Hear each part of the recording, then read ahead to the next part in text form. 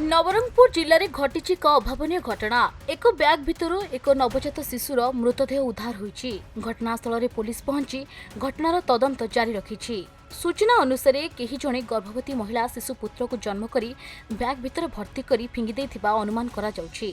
नवरंगपुर शिशु हेल्पलाइन और पुलिस मिलित पोलो तलकू बैग भितर थिबा नवजात शिशुपुत्र मृतदेह को उद्धार करा जाइछि। तेबे किए एही नवजात शिशु को फिंगिछि एहार तदंत जारी रहिछि। अन्यपटे नवजात शिशुपुत्र को एभली फिंगिबा साधारण रे निंदा करा जाउछि। सकाळे आमे डिस्ट्रिक्ट चाइल्ड प्रोटेक्शन ऑफिसर हमको खबर देते जे सखी वन स्टॉप सेंटर रे गोटे सर्वाइवर अच्छा जे छुआ को नदी साइड रे छाड़ी के आछंती मृत छुआ को। तो आम जो शुणिलु आम सखी वन स्टॉप सेंटर जाइलु से आम सर्वाइवर सहित काउंसलिंग बहुत समय धरिकी काउंसलिंग होता। तापरे सर्वाइवर जे से कही जे छुआ मृत्यु शिशु थिला से नदी कूड़े छाड़ी देकी पड़े।